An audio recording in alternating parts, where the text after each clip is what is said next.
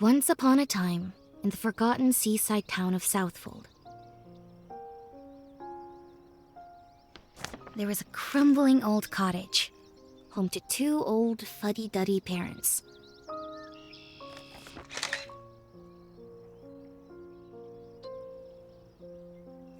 And their super smart daughter, who had just been accepted into university.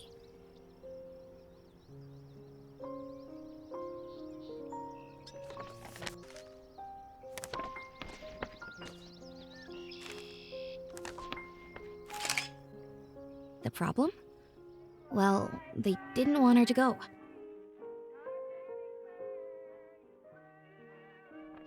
You see, that girl is me. And this, it's a letter, saying I'm running away. At least I was, until this storm started.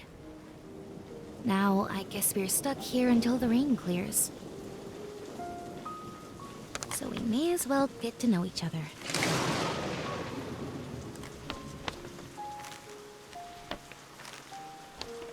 My name is Paige, 18 years old, astrophysicist in training. Hobbies include journaling, origami, and bending the space-time continuum. But more on that later.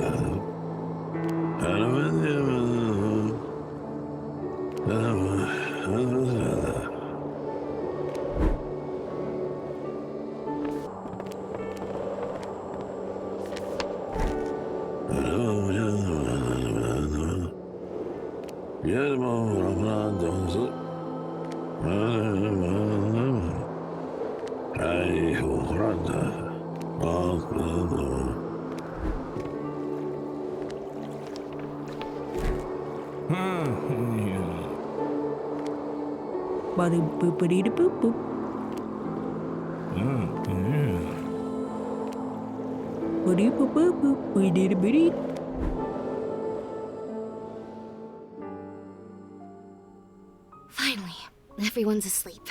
Now, where were we?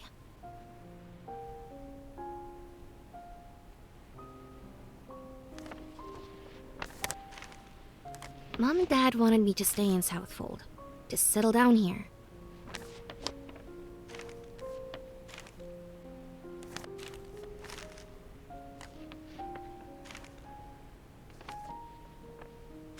But I always dreamt of bigger things, you know?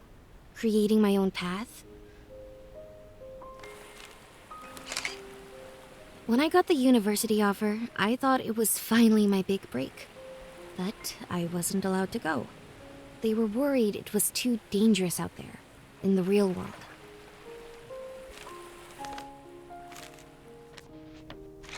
So, that's how I ended up here. A runaway. With a long journey ahead to the big city.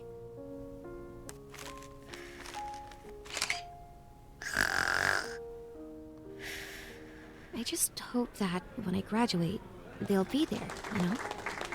But for now, I've just got to focus on getting out of here.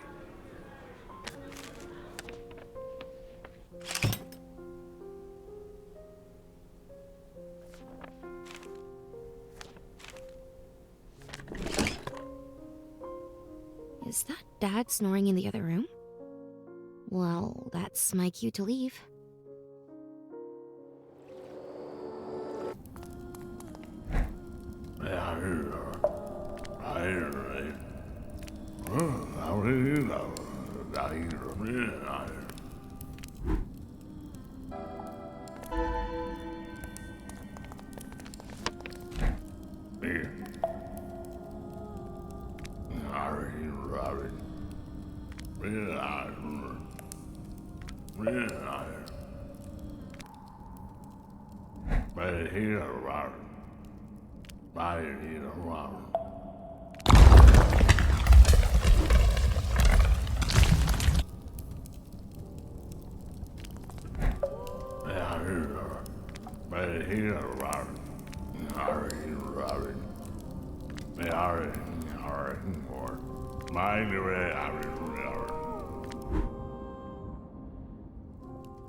We found a quiet corner of the cave and settled in for the night.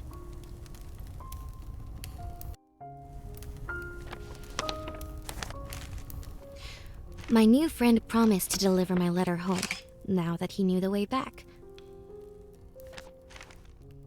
As I lay by the fire, I fell into a deep sleep and dreamt of home.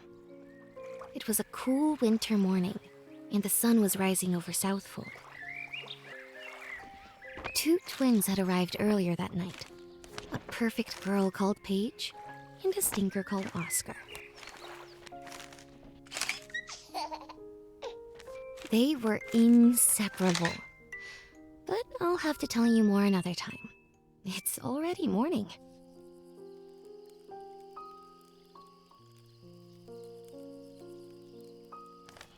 We packed up our things and put out the last embers of the fire.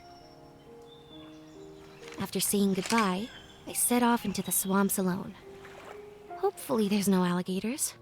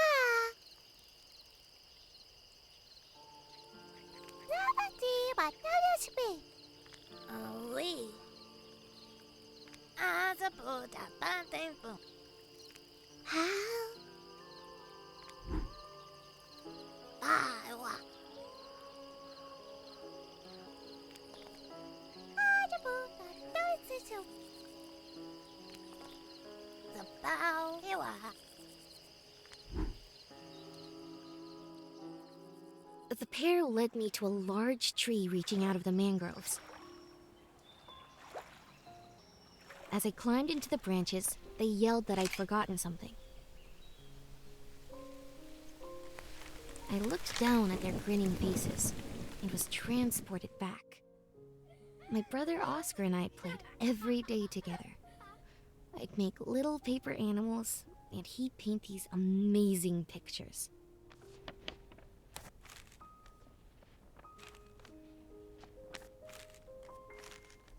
You'd see in his eyes, he'd get lost in his paintings.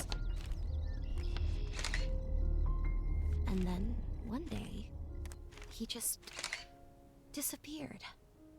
It was like he slipped through the cracks of the world, right in front of me. Does that make sense? Anyway, sounds like another storm's rolling in.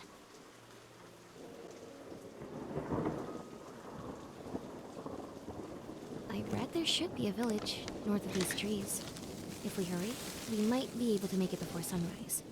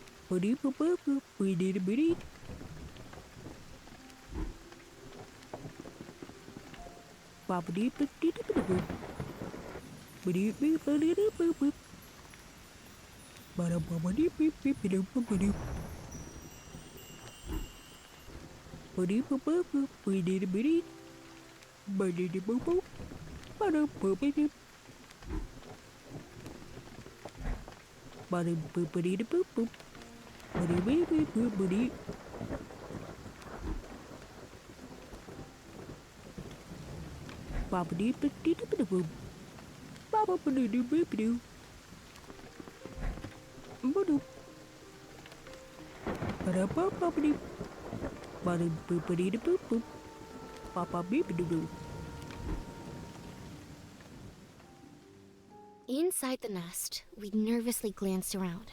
Something didn't feel right. As we searched for the way down, a shadow crept over us. Before I knew what hit me, I was tumbling through the branches below. As I fell, the present gave way to the past. I remembered the first disappearance. Oscar had vanished. Everyone was worried sick.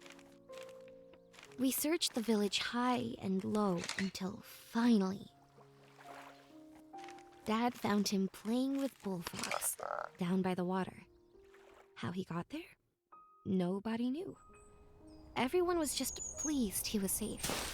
For now. Several hours later, I finally came around. The rain had eased, and I could feel the warmth of the sun. A village was just up ahead, a sense of anticipation hanging in the air. Maybe there's a spare bed for the night.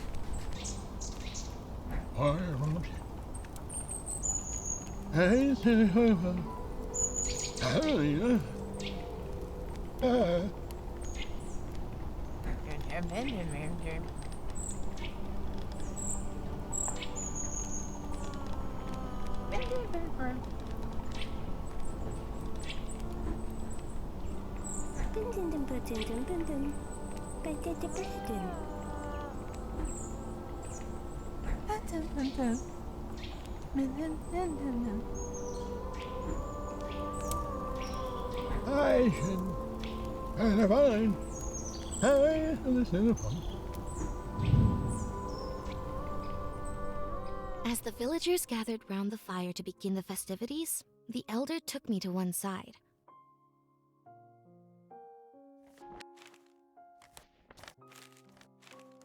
He leaned in and whispered that while trapped between, he'd seen unimaginable things. That I should be careful to prevent the same thing happening to me. The party carried on around me as I laid down to rest by the fire.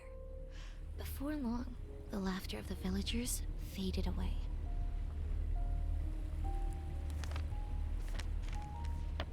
I awoke in a dream, adrift in what felt like limbo. Is this what the elders spoke of? A familiar presence waited at the edge of the world and beckoned for me to follow. I awoke to the cool touch of raindrops on my face. It was morning. The whole village was awake. Had they even slept?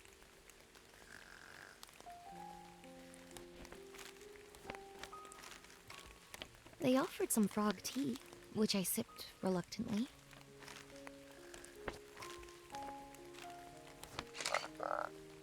With my mind still swimming from the night before, I bid them farewell. That wasn't quite the relaxing night's sleep I was hoping for.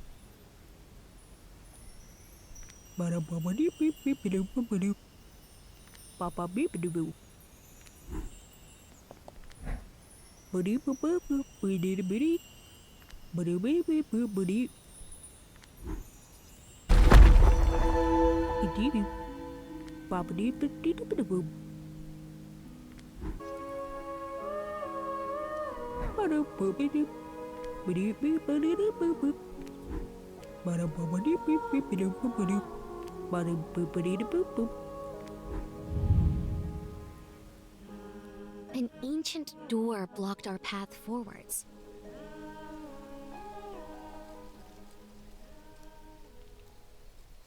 With a low rumbling, the stone plinths shook and then slowly parted. Peering into the small opening, a sense of claustrophobia took me back. After the incident, we were confined to the house. Mom and Dad were too worried for us to leave. As the hours dragged by, it felt like the walls were closing in around us. We stared longingly out the window, and I asked Oscar how he vanished. He said, if I promised not to tell, he'd show me. Our eyes adjusted to the darkness. Was this what she'd been searching for all these years? I offered to stay and help gather artifacts, but she insisted.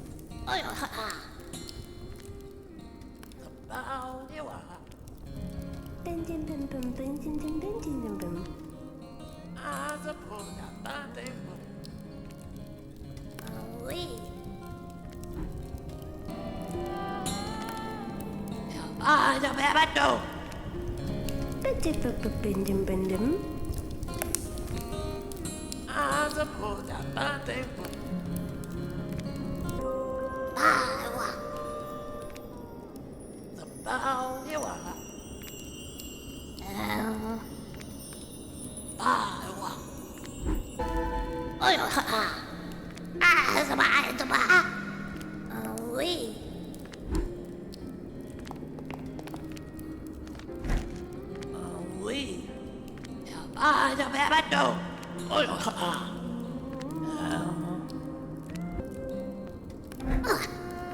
yêu em đã. Ôi Bim. cái bà ông nhỉ. Bé xin chúng lên chứ. Sắp buồn đã ba tên. Bim. I stepped over the broken glass towards the window. Those kids might be trouble, but they knew how to find a quick exit. Clambering through the makeshift opening, I said my farewells and began my climb down to the ocean below. Looking back at their faces, I could picture Oscar amongst them, as if nothing had happened. Growing up, though, it was just the two of us, so we had to make do with each other.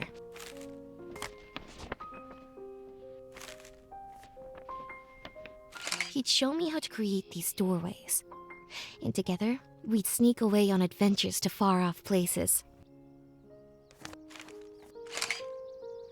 Mom and Dad never even knew we left our room.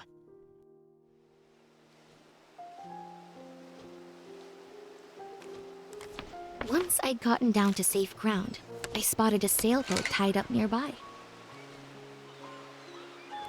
With the city on the horizon, I sailed off across the ocean. Did you hear that? I could have sworn I heard someone call. Sweet you bim him. Thinking wetted him up. When Watson.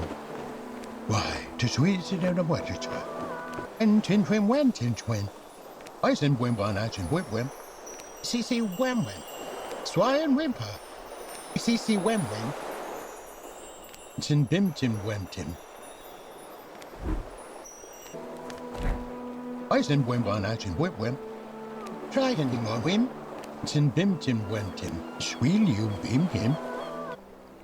Went in the mountain to went it. And tin twin went in twin. I sent wim one out and whim.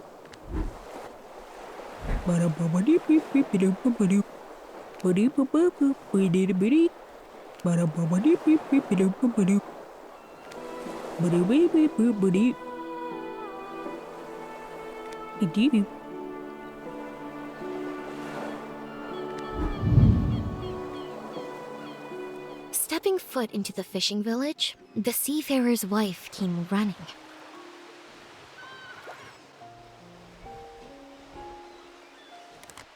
They hadn't seen each other in so long, but she'd never given up hope. They invited me in, and we shared stories over dinner. She told of her worry, that first night her husband didn't come home. And I spoke of Oscar, and the day he too disappeared. We'd taken one of our many trips far away, but Oscar wanted to go even further this time.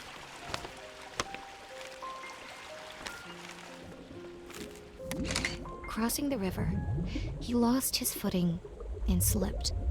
Before I knew what happened, he was gone. And that was the last time I saw my brother. I like to think he's waiting for me. On the other side, you know?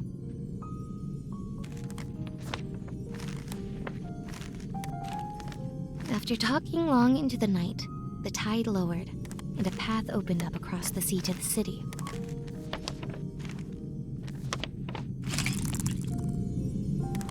I said my farewells and made the short walk across to the harbor. According to this map, the university is just a... Then.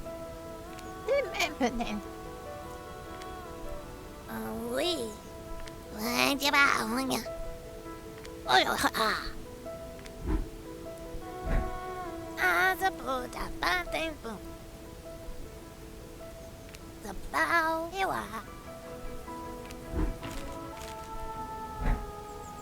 Sao bà yêu em đã. Ba yêu ba cho bé bắt đầu. Gì bà bao, gì bà.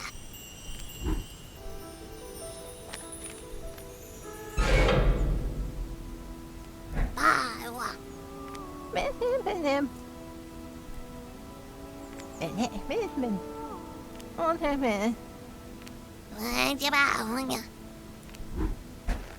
Giờ bao yêu à. Dì bà bao, dì bà.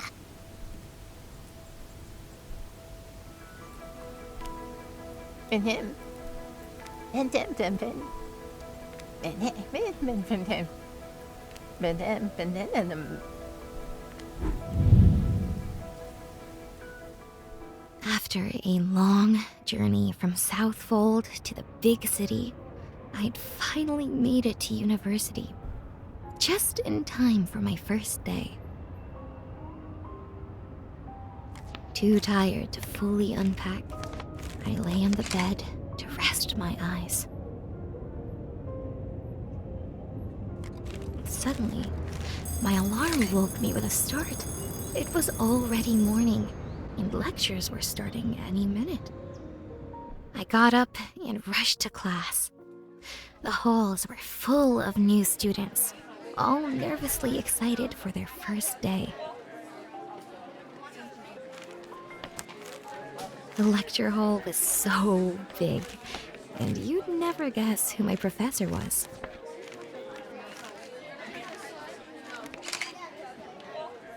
I got lost in my studies, and before I knew it, years had passed. Between assignments, I wrote home, but could tell my parents were still upset I'd left. And then, the big graduation day came. I'd passed with distinction. Diploma in hand, I looked out into the crowd, and I saw Mom and Dad. We talked for hours. They were sorry that they were so strict after Oscar disappeared, and sad I was going to live so far away. I told them I'm not as far away as they think. A quick fold in space and time, and I'd be home.